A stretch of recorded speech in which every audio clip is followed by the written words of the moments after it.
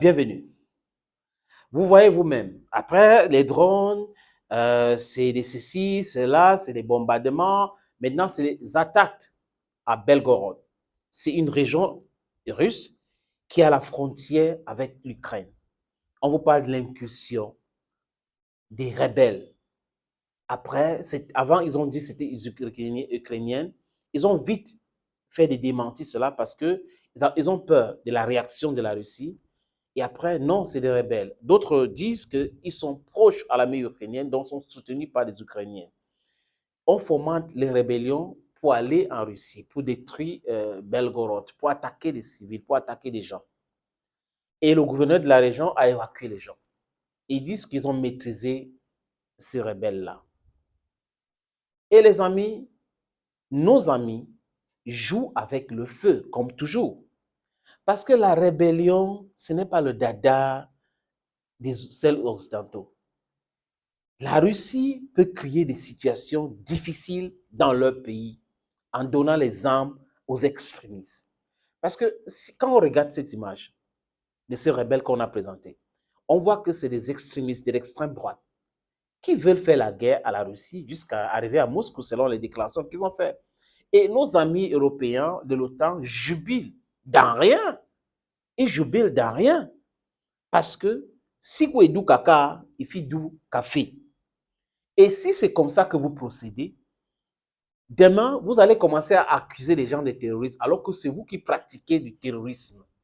Vous ne pouvez pas, sur vos plateaux, jubiler le fait qu'il y a une rébellion qui a été créée par vous-même en donnant les armes pour pouvoir déstabiliser la Russie. Ça ne va pas marcher. C'est un truc qui est voué à l'échec. Et l'Ukraine doit faire très attention. Parce que même si demain, il y a la paix entre la Russie est capable de créer une rébellion dans les territoires ukrainiens reconnus par la Russie cette fois-ci, après les négociations. La rancune, c'est un plat qui se mange froid. Et en géopolitique, on n'oublie rien. On n'oublie rien.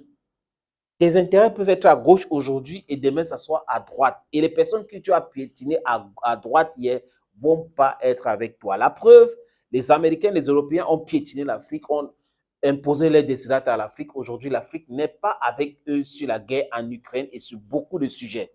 On doit faire très, très attention. Vous ne pouvez pas jubiler juste parce que vous avez fait l'incursion avec certains groupes rebelles. Et les mêmes gens avec lesquels vous travaillez aujourd'hui sont des ultranationalistes. Et ces ultranationalistes aiment la Russie. Donc, ils ne vont jamais accepter, même si c'est eux qui prennent le pouvoir demain, pour que vous fassiez du mal aux Russes dans le monde. Ultranationalistes. Donc, vous utilisez les gens. Regardez ce qui s'est passé en Afghanistan. Après, ça s'est transformé en quoi? Regardez ce qui s'est passé en Irak. Après, ça s'est transformé en quoi? Regardez ce qui s'est passé en Libye. Vous avez enlevé Gaddafi et ça s'est transformé en quoi? En un no man's land, n'est-ce pas? Et continuez comme ça. C'est toujours Bakhmut qui vous fait mal. Depuis la prise de Bakhmut, vous cherchez dans tous les moyens de faire du mal à la Russie, de etc. et tout. Mais seulement, j'ai pleuré les frères et sœurs ukrainiens qui sont pris au piège de ces vassals de l'Occident qu'on appelle Zelensky et ses amis. Parce que les Ukrainiens veulent la paix. La guerre tous les jours, la guerre, attaquer ici, faire ceci, faire cela. Pendant ce temps, l'Ukraine est en train de perdre les territoires. Pendant ce temps, l'Ukraine est en train de perdre ses villes. Pendant ce temps, les Ukrainiens sont en train de perdre leur vie. Réveillez-vous. Parlez paix. Parlez paix. Parlez paix, les amis. Écoutons cette autre comédie de Pujadas. Parce qu'il faut peut-être parler au présent. Ce qui se passe de façon inédite dans cette région russe frontalière de l'Ukraine, avec cette attaque venue du sol ukrainien en territoire russe. Venue du sol ukrainien en territoire russe. Hier, ici même, tous vos journaux, toutes vos radios, toutes les télés en ont parlé depuis, mais on est en mesure aujourd'hui de décrire à peu près précisément ce dont il s'agit, c'est-à-dire la portée de cette attaque, c'est-à-dire l'identité de ceux qui l'ont perpétrée, et c'est-à-dire ce qui s'est passé précisément en Russie au moment où elle a été déclenchée. Et c'est très riche d'enseignements, Posons d'abord les 5 Enseignement questions aussi pour vous, hein. précises Ne pensez sur pas que ces vous êtes à événements. l'abri. Et puis je vous entendrai, il y a des questions, beaucoup de questions qui viennent à l'esprit. D'abord, les indispensables avec Justine Fraissinet. Justine, viens Bonsoir parler. Justine. Bonsoir David, bonsoir à tous. Donc 5 questions sur cette opération. D'abord, tout simplement, Toujours des analyses du est-elle Google. toujours en cours? Eh bien, c'est un des éléments qui retient l'attention pour plusieurs observateurs indépendants que nous suivons et dont nous vous parlons régulièrement ici. Des opérations se poursuivaient cet Incursion des après-midi militants encore. russes L'incursion pro-ukrainiennes. des militants russes pro-ukrainiens dans la région de Et Belgorod c'est est salutaire, n'est-ce toujours en pas? cours. Voilà ce que déclare par exemple le journaliste Lou On Bureau, regarde, on toujours vous bien suit. informé sur ce conflit. On ne sait pas s'il se trouve précisément en Russie actuellement, mais en tout cas, il est régulièrement en lien avec des sources proches de la ligne de front. Bref, c'est lui-même une source fiable. La Russie, elle, affirme avoir, je cite, bloqué et écrasé les assaillants en faisant intervenir ses avions et son artillerie. Et il y a 2 heures, le régime antiterroriste a été levé. Ce qui est certain, c'est que cette attaque inédite a surpris Moscou par son ampleur et par sa durée. Et on peut aujourd'hui la reconstituer plus ou moins précisément. Regardez, les groupes armés venus d'Ukraine ont pris le contrôle d'au moins 2 villages et ils se sont enfoncés en territoire russe sur une vingtaine de kilomètres. Et David, on vient d'apprendre justement qu'un civil a été tué dans la région de Belgorod et que 12 personnes ont été blessées. Deuxième question, voilà, on voit la pénétration au territoire russe. C'est les terroristes. Comme on l'a entendu, ces groupes C'est les cherchaient à terroristes prendre encouragés le par les contrôle de Ukrainiens. la garnison locale, c'est-à-dire le contrôle des forces de l'ordre, y compris des forces militaires. En clair, est-ce qu'il y avait un objectif militaire à cette opération? Eh bien, la garnison, précisément, non, mais les assaillants ont bel et bien cherché à prendre le contrôle de certains bâtiments officiels. C'est le cas du poste frontière de Graïvorone, hier visiblement déserté par ses occupants. Sur ces images, on voit 3 véhicules blindés des groupes armés s'approcher du bâtiment. Puis, selon ces images qui ont été dévoilées par Moscou, les forces russes procèdent à plusieurs frappes pour tenter de repousser les assaillants et de détruire leur matériel. Quelques minutes plus tard, on voit que le bâtiment est complètement éventré et à l'intérieur du hangar, on aperçoit ce véhicule blindé de transport russe encore en bon état. Les attaquants sont toujours là et en quelques minutes, regardez, ils s'approprient les lieux, ils collent un autocollant anti-Poutine sur le fameux Z russe peint sur ce blindé et les voici en train de se faire la belle à bord du véhicule. Cet homme se filme, sourire aux lèvres, bandana aux couleurs de son groupe autour du cou, drapeau planté sur le blindé russe. Ce n'est pas juste un trophée de guerre, cette image, c'est un énorme symbole, c'est une humiliation pour les Russes. Ce que l'on peut noter aussi, c'est qu'un peu plus tard, quand un les autre terroristes bâtiment entrent. officiel a été la cible des attaquants, bien plus loin, à une 60aine de kilomètres de là, à Belgorod, la capitale régionale.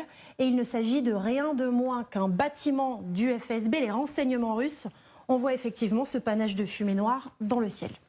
Troisième question. Depuis hier, mais ce matin encore, des informations font état d'une panique générale côté russe, Regarde-moi. avec des évacuations massives de la population. Panique générale du côté russe, confirmée. panique générale. Bien de toute évidence, oui, Incroyable. regardez ces images, une noria de bus a effectivement évacué des centaines, peut-être même des Mais la milliers Russie de a civils. dit, Ceux qui sont restés ont suivi pour les encercler consignes, les tous terroristes, aux abris. elle est Panique générale terminée pour ce avec petit eux. La groupe Russie a dit, réalise c'est que pas ce nouveau. bunker antimissile est bloqué. Arrêtez avec votre et qu'ils manipulation. ne peuvent pas se mettre à l'abri.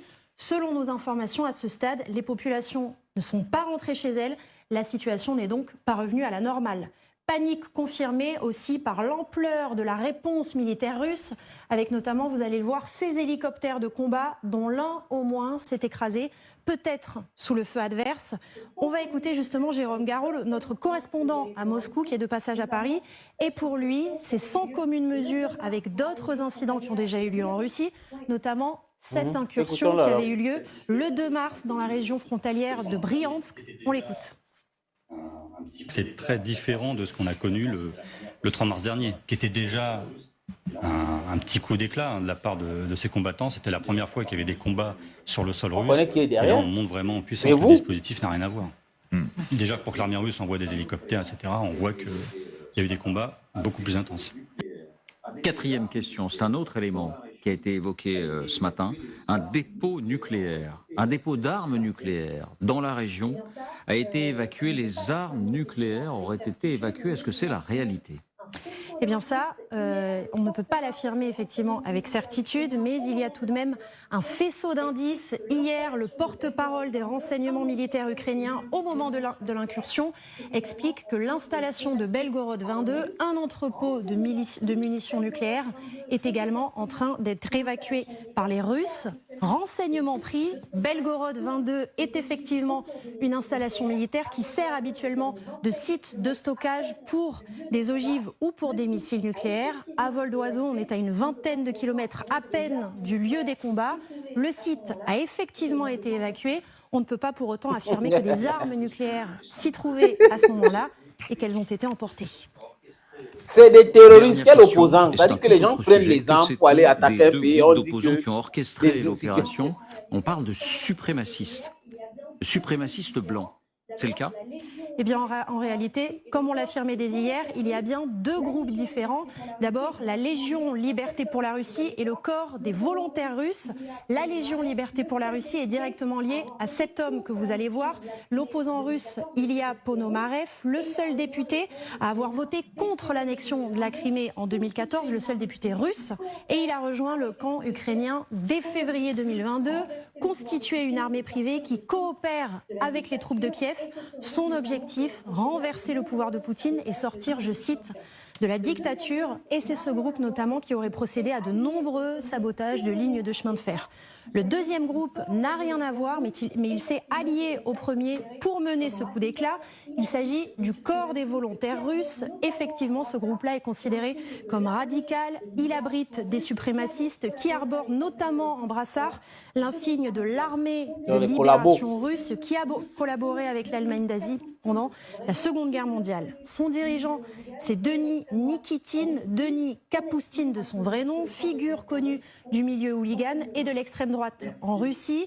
On estime à ce jour que le corps des volontaires russes compte une centaine de membres. Merci, Justine. Vous avez vu, les amis, vous-même, comment on encourage le terrorisme et qui les a donné les armes pour entrer en Russie, dans la région de Belgorod. Comment ils ont fait pour traverser? Ils disent ce sont des opposants russes pro-ukrainiens. Donc, ça veut dire qu'ils utilisent le territoire ukrainien pour attaquer la Russie. Maintenant, quand la réponse va venir, ces gens vont organiser les émissions pour condamner, pour plénicher, parce que c'est ce qu'ils savent faire. On a vu que ce n'est pas anodin. C'est planifié justement parce qu'ils ont eu honte au niveau de Bakhmut. Et ces honte fait en sorte qu'ils sont en train de faire tout F-16, les attaques sur le territoire russe et tous les groupes russes et tout ça là. Mais quand cette zone-là, la Russie va se concentrer à récupérer tous les villages autour de cette zone pour protéger ses frontières, on va vous dire que la Russie est en train de faire ci, la Russie est en train de faire ça. Raison gardée, on doit être lucide avant de faire certains actes. Et il ne faut pas écouter des va-t-en-guerre. Il ne faut pas écouter les faucons de Washington. Il ne faut pas écouter les gens de l'Europe là. Ils sont en train de chuter. Ils sont en chute libre, leur déclin. Et ils n'arrivent pas à accepter cela. Et il est temps pour que les gens qui prônent la négociation et la paix, c'est ce que j'ai dit dans toutes mes vidéos, mettent l'accent. C'est ce qui est nécessaire pour tout le monde. On veut la paix dans le monde. Quand quelqu'un te dépasse, porte son sac, discute avec lui et avancez. Ne pensez pas que parce que Washington est avec vous, parce que l'OTAN est avec vous, ça va faire changer quelque chose. C'est passer cette époque-là. C'est dépasser cette époque-là. Les amis, thank you for watching. God bless you. Bye-bye.